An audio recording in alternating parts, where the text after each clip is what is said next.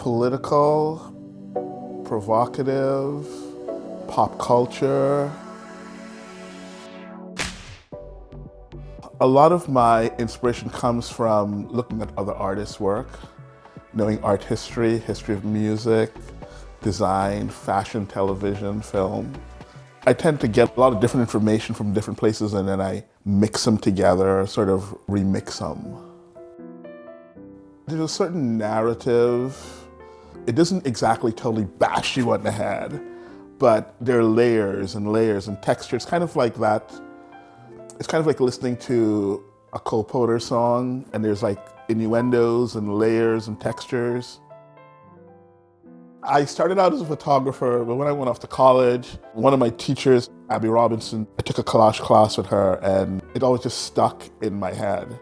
Once I figured out that, oh, I can use collage and I can do these big, elegant pieces of flowers and and I could just make them magnificent and glorious and dripping with lacquer and, glitter and whatever else. I realized that was the way to go. That was the business aspect of it.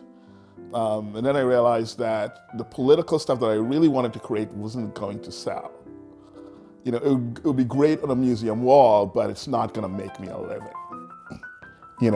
Unless I'm like, Michelina Thomas or Kehinde Wiley, it's not going to make the average artist a living. So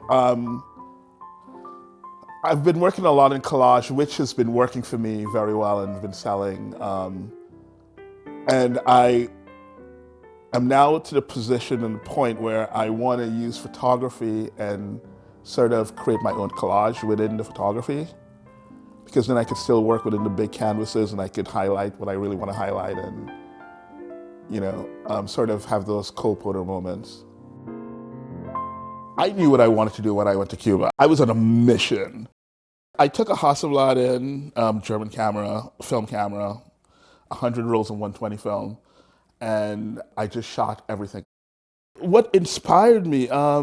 Everything, the people, the building, their lack of, their resourcefulness with nothing, coming from a third world country and seeing that again and understanding it when you're older, when you're 50, it's a whole different ball game. It's a whole different, you're like, whoa, was I ready for that? Yes and no. And so with the Biennale, what I wanted to do was I wanted to take images from their museum and rework them the way how I rework Heads of State, which is like that.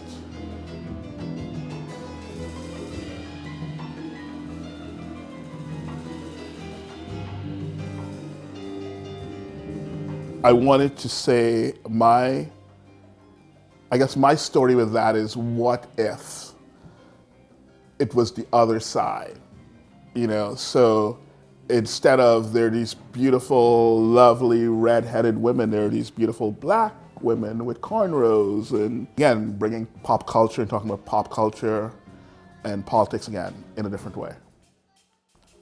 The images for Cuba, Past and Perfect, I really wanted to talk about wealth again, power, who has it, who doesn't have it, who wants it, who doesn't get it, how do you hold it.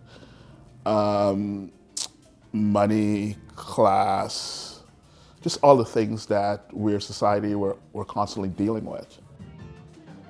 You're gonna see the crystals, you're gonna see the layers, there's a lot of cut, paste, and glue. There's a lot of stones, Swarovski crystals around the neck piece, in his hair, and pearls. And I tried to think of resources that were taken from the colonies. So the crystals represent diamonds, the gold specks represent gold, as such.